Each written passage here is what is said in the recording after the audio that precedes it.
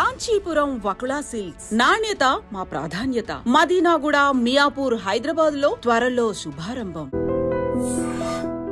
మీరందరూ లైఫ్లో ఎన్నిటికో తట్టుకుని ఎన్నిటినో అధిగమించి సాధించారు మీరు. అవును సార్, నాకు తెలిసి ఇండస్ట్రీలో ఆల్మోస్ట్ అందరూ వాళ్ళకి బ్యాక్గ్రౌండ్ ఉన్నా లేకపోయినా ఈ ఇండస్ట్రీలో మనం ఒకటి సాధించాలంటే ఖచ్చితంగా కష్టపడాలి సార్. అది తంబ్రుల్లే, ఎవరికి వడ్డించిన మస్తరు కాదు. అవును సార్, అవును. పెద్ద పెద్ద కుటుంబాల్లో పుట్టిన వాళ్ళు కూడా, అవును సార్, వాళ్ళు కూడా చాలా కష్టపడి ఇప్పుడు ఇప్పుడు రామ్ చరణ్ కానీ, అల్లు అర్జున్ కానీ, మహేష్ బాబు కానీ, వీళ్ళందరూ జూనియర్ సూపర్ టాలెంట్ ఉంటే గానీ ఎంకరేజ్ చేయరు సార్. ఎంకరేజ్ చేయరు కాదు, అసలు మీరు వెలుగులోకి రావడమే కష్టం. అవును సార్, అవును. ఎక్కడో మీది ఒక స్పార్క్ ఎగరగానే అందరి దృష్టిలోనే పడుతుంది. అంతే సార్. ఎవరు వచ్చినా అలాగే వచ్చిన వాళ్ళే. ఏదైనా ప్రయత్నంగా వెనకాతల బ్యాక్గ్రౌండ్ నుండి ముందుకు తోసి నడిపించి పరిగెత్తించినా కూడా ఆ పరుగు ఎక్కడో ఒకటి ఆగిపోతుంది. అవును సార్. ప్రతిభ లేకపోతే, ప్రతిభ లేని పరుగు కొనసాగదు. అవును సార్. అది అంచేత మీరు మీ ఇంటర్వ్యూస్ కేస్ స్టడీ కావాలి పబ్లిక్కి. నువ్వు జనరల్గా బీటెక్ చదువుకున్నావు. అవును సార్. బీటెక్ చదవడమే కష్టం. బీటెక్ చదివావు, బీటెక్ చదివిన తర్వాత మళ్ళీ ఈ రంగంలోకి వచ్చావు. అసలు వాట్ ఫోర్స్డ్ యూ? అంటే ఇప్పుడు ఏదో ఒక ఇన్స్పిరేషను, ఏదో ఒక దురదో. అంతే సార్. ఈ కాలేజీలో ఉన్నప్పుడు ఏదైనా ఫెస్ట్ అలాంటివి జరిగినప్పుడు ఆ చిన్న చిన్న పైకి వెళ్ళి చిన్న చిన్న మిమిక్రీలు చేయడం, క్లాస్లో కూడా మనం వెనక కూర్చొని లెక్చరర్స్ లెసన్స్ చెప్తున్నప్పుడు మనం వెనక నుంచి కౌంటర్లు వేయటం, దానికి అందరూ నవ్వడం, ఇవి జనరల్గా జరిగేవి సార్. నా స్కూల్ స్టేజ్ నుంచి ఆ క్లాసులో నేను బాగా చదవటంతో పాటు ఈ కామెడీ కూడా ఎక్కువ బాగా చేసేవాడిని సార్. అంటే క్లాసులో కౌంటర్స్ వేయటం, అందరూ ఎంజాయ్ చేయటం, అవి బాగా నాకు స్కూల్ స్టేజ్ నుంచే ఉంది సార్. అది కాలేజీకి వచ్చేసరికి ఇంకొంచెం బాగా డెవలప్ అయింది. నేను లెసన్ వింటూనే ఇక్కడ ఏమనొచ్చు అనేది నేను ఆలోచించేవాడిని. అందరు నవ్వడానికి ఇక్కడ ఏమనొచ్చు అనేది కూడా థింక్ చేస్తూ ఉండేవాడిని. అలా వచ్చిందే సార్. నాకు కొంత రైటింగ్ అనేది కూడా ఎక్కడో ఇన్బుల్ట్ అది ఉంది. ఆలోచనే రైటింగ్ కదా, కాగితం మీద పెడితే రాత అవుతుంది. మనమే అంతే సార్. నాకు అలా వచ్చిందే, ఈ కాలేజీ నుంచి వచ్చిందే సార్ ఇదంతా. అది కాక మా నాన్నగారు కొంచెం ఈ బ్రహ్మంగారి నాటకాలు ఉంటాయి కదా సార్, అందులో సిద్ధయ్య పాత్ర చేస్తుంటాడు. ఇప్పుడు బ్రహ్మంగారి నాటకం వేసినా మా ఊర్లో ఆయన సిద్ధయ్య పాత్ర చేస్తారు. పర్మనెంట్ ఆయన సిద్ధయ్య. నా 3వ సిద్ధయ్యో 4వ సిద్ధయ్య పాత్ర ఉంటుంది అనమాట. అది ఆయనది తెల్లారేసరికి వస్తుంది ఆ పాత్ర. వీళ్ళు నైట్ 9కు నాటకం స్టార్ట్ చేస్తే ఆయనది మార్నింగ్ 4కి వస్తుంది ఆ నాటకం. పాపం ఆ టైంకి మంచి నిద్రలో ఉన్నప్పుడు ఎవరా ఈ టైంలో పాట పాడుతుందని తిట్టుకునే వాళ్ళు ఉంటారు. అంటే పల్లెటూళ్ళలో నాటకాలు, పల్లెటూరు అంటే కొంచెం టౌన్ లాగా ఉన్నవి కూడా పౌరాణిక నాటకాలు రాత్రి 10:30 ఈ పెట్రోల్ మార్క్స్ లైట్లు వెలిగించి ఆ రోజుల్లో అంతే మొదలెడితే తెల్లారి 5:30. కొంతమంది ముగ్గులేస్తే ఈ టైంలో ఎవడరా అని చెప్తే అవన్నీ ఉంటాయి. ఆయనేమో పాపం ఎప్పుడు మీరేమో 9ంటికి స్టార్ట్ చేస్తారు, నాది వచ్చేసరికి 4 అవుద్ది, అందరు నన్ను తిట్టుకుంటుంటారు ఈ టైంలో ఎవడరా పడుతుందని అని ఈ స్టైల్ ఉండేది సార్. ఆయనకి ఉండేది, నాకు ఇట్లా నాటకాలు వేసి ఇది నాకు ఉంది కదా, మా ఇంట్లో ఎవడికి వస్తుందా అని అనుకున్నాడు. అది తెలియకుండా ఎక్కడో మనం అటు తిరిగి ఇందులోకే రావడం జరిగింది. అంటే నువ్వు ఇప్పుడు ఏ తల్లిదండ్రులైనా వాళ్ళు ఎలాంటి పని చేసినప్పటికీ కూడా కష్టపడినా నష్టపడినా పిల్లలు చదువుకుని జీవితంలో స్థిరపడి హాయిగా నెలసరికి జీతం వచ్చి సుఖవంతంగా ఉండాలని కోరుకుంటారు తల్లిదండ్రులు. మరి నువ్వు ఇలాంటి ఈ వ్యవహారాలు నడపడానికి మీ నాన్నగారు ఒప్పుకున్నారా? అయ్యో, స్టార్టింగ్లో నిజంగానే చాలా బాధపడ్డారు సార్. అంటే మనం బీటెక్ చదివి నాకు 80% సార్ బీటెక్లో. రైట్, గుడ్ డిస్టింక్షన్ అన్నమాట. నేను ఒక చిన్న కంపెనీలో కొన్ని రోజులు జాబ్ చేశాను సార్. కొన్ని రోజులు జాబ్ చేస్తున్నాను, మనకు మంత్లీ కొంత శాలరీ వస్తుంది. కాకపోతే ఏమైందంటే సార్, మన ఫ్యామిలీలో ముగ్గురిని చదివించడానికి నాకు 2 అన్నదమ్ములు సార్. మా 2 అన్నయ్యలు ఉన్నారు సార్. నేను లాస్ట్. ముగ్గురిని చదివించడానికి మాకు చాలా ఖర్చు అయిపోయింది. అంటే ఒక 20 లక్షల వరకు. ఏం చదివారు వాళ్ళు?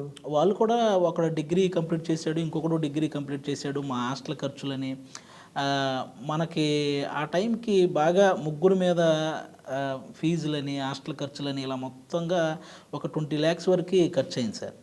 ఇప్పుడు మనకి ఆ అప్పు తీర్చాలంటే నేను ఇక్కడ జాబ్ చేస్తున్నా, నాకు వచ్చి ఒక 20,000 వస్తే అవి ఎవడికో ఒకడికి ఇవ్వాల్సిన వడ్డీలకే అయిపోతుంది. అవును, నేను జాబ్ చేసిన సాటిస్ఫాక్షన్ నాకు ఉండట్లేదు.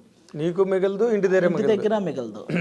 ఏంటిది ఎంత ట్రై చేసినా మన దగ్గరే ఉండట్లేదు, నాకేమో చేసిన ఫీల్ రావట్లేదు అని చెప్పి మాకు ఒక 3 ఎకరాలు ఉంది సార్ అప్పుడు పొలం. అప్పట్లో ఆ 3 ఎకరాలు ఏం చేసామంటే, నాకు ముందు ఆ అప్పు అనేది మైండ్లో నుంచి పోవాలి, లేకపోతే నేను వర్క్ చేయలేను అని చెప్పి నేనే దగ్గరుండి ఫస్ట్ ఆ 3 ఎకరాలు అమ్మించేసాను సార్. నాకు ఇంక వేరే దారి తెలియలేదు. అదే వాళ్ళ గడిగడికి వచ్చి వడ్డీల కోసం రావడం, అప్పు తీర్చమని. ముందు నాకు జాబ్ సాటిస్ఫాక్షన్ లేదు సార్. మతిస్థిమితం లేదు. నేను అంటే ఇట్లా చేతికి రావడం, ఇంకోటి చేతికి పోవడం అనేది ఎక్కడ ఇంకా మనం వర్క్ చేసిన సాటిస్ఫాక్షన్ కనీసం నేను ఇంట్లో వాళ్ళకి ఒకటి ఏదైనా చేయలేకపోతున్నానే ఒక బాధ.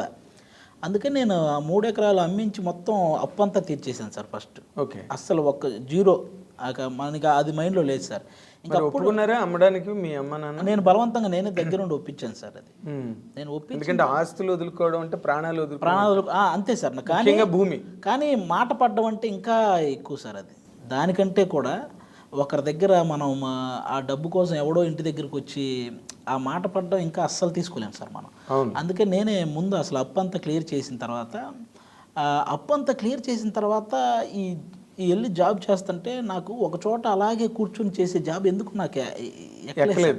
మనం అటు ఇటు తిరుగుతూ ఉంటాం, ఏదో ఒకటి చేస్తూ ఉంటాం, ఇదేంటి సైలెంట్గా వచ్చి మన పని ఇట్లా చేసుకుంటూ ఎవరితో మాట్లాడకుండా ఏంటిది అన్నట్లు అదే లోపల నాది ఒప్పుకోవట్లేదు సార్. అందుకని మీ చిన్నగా ఈ సాటర్డే సండే హాలిడే ఉంటుంది కదా సార్ సాఫ్ట్వేర్కి, మేము ఈ కృష్ణకాంత్ పార్క్కి వెళ్ళి ఫోన్లో చిన్న షార్ట్ ఫిల్మ్స్ చేసేవాళ్ళం సార్. షార్ట్ ఫిల్మ్స్ మీన్స్ ఆ ఫోన్లోనే ఎంతవరకు వస్తే అంతవరకు తీసి అదే దాన్ని యూట్యూబ్లో పెట్టేయడం సార్. అలా ఈ అత్తారింటికి దారేది క్లైమాక్స్ అని ఒకటి, ఆ క్లైమాక్స్ని స్పూఫ్ చేస్తూ ఒకటి ఫోన్లో తీసి పెడితే అది బాగా చూశారు. అందులో మన జబర్దస్త్ అదిరే అభి అన్న ఒక మెసేజ్ పెట్టాడు సార్, హాయ్ బాగా చేసావు బ్రదరు, ఒకసారి కలుద్దామని. అక్కడి నుంచి స్టార్ట్ అయింది సార్. అత్తారింటికి దారేది క్లైమాక్స్ అంటే మేము ఉన్నామని నమ్ము అదేనా? అది నాకు బాగా నచ్చిన సీన్ సార్. పవన్ కళ్యాణ్ గారిది చాలా సంవత్సరాల తర్వాత మళ్ళీ అంత ఎమోషన్, మనకు అప్పట్లో సుస్వాగతం క్లైమాక్స్, ఆయన ఎమోషన్ పండించిన విధానం చాలా బాగుంటది. ఆ తర్వాత మళ్ళీ ఆ range emotion పండించింది Attarintiki Daredi climax చాలా బాగుంటుంది సార్. లైఫ్ అది పదే చూసి దాన్ని ఏదో చేయాలి అని అది బాగా గుర్తుండిపోయే, దాన్ని ఏదో చెయ్యాలని అక్కడ అలా స్పూఫ్ చేయడం జరిగింది సార్. కానీ నేను ఒక మాట అడుగుతాను ఇక్కడ, అంత ఇమోషనల్ క్లైమాక్స్ని స్పూఫ్ చేయాలని అసలు ఎందుకు వచ్చింది ఐడియా? ఎక్కువ సార్లు చూసేసాను సార్. అది ఎక్కువ సార్లు చూసేసిన తర్వాత ఆ డైలాగ్స్ బై హార్ట్ అంటే ఇంక అట్లా బాగా గుర్తుండిపోయినాయి. వీటిని ఏదన్నా చూసినా దీన్ని ఇందులోకి మార్చాలి అన్న సెన్స్ నాకు కనపడేది సార్. అదొకటి. త్రివిక్రమ్ గారు సిరివెన్నెల గారి గురించి మాట్లాడింది నాకు బాగా నచ్చిన స్పీచ్ సార్. అది సిరివెన్నెల సీతారామ శాస్త్రి గారి గురించి త్రివిక్రమ్ గారు, నాకు ఈ అత్తారింటికి దారే సినిమా ఆ స్పీచ్ ఇవి నా ల్యాప్టాప్లో ఉండేవి సార్. ఇవి నా ల్యాప్టాప్లో నేను ఎక్కువ సార్లు చూశాను. అబ్బాయి ఆయన ఎలా మాట్లాడాడు ఎంత బాగా అని చెప్పి ఆయన స్పీచ్. అబ్బా చాలా రోజుల తర్వాత కళ్యాణ్ గారు ఎంత బాగా చేశారు క్లైమాక్స్ అని, ఈ సీను, ఇవి నేను పదే చూసి అవి రెండు నా నోట్కి వచ్చేసినాయి సార్. ఏదో చెప్పు డైలాగ్. త్రివిక్రమ్ గారిది అయితే Pawan Kalyan dialogue, climax dialogue చెప్పు. అదే సార్, అది జనరల్గా నేను చాలా లెంగ్త్ ఉంటుంది సార్. నేను మార్చిన డైలాగ్ గుర్తొస్తుంది, అది చెప్తే బాగోదు. నేను యాక్చువల్గా మార్చిన డైలాగ్ ఉంటుంది కదా సార్, అది గుర్తొస్తుంది. కానీ దాన్ని మేము ఏం చేసామంటే, మా హాస్టల్లో ఈ ఫుడ్ సరిగా ఉండేది కాదు, ఎక్కువ ఈ చపాతీ ఏదో పెట్టేవాళ్ళు, అది బాగుండేది కాదు. దీని మీదే చేయాలరా అని చెప్పి అప్పుడు ఆ చపాతీకి రిలేటెడ్ మార్చి, ఇప్పటికీ ఒక చపాతీ తింటున్నాం అని స్టైల్, ఇప్పటికీ తినేటప్పుడు ఆ చపాతీలో ఒక మొక్క అని టైప్ దాన్ని అంతా మార్చి అలాగే ఉంచుతున్నాం అత్తయ్య అని దాన్ని ఇలా మార్చి చేయడం జరిగింది అనమాట.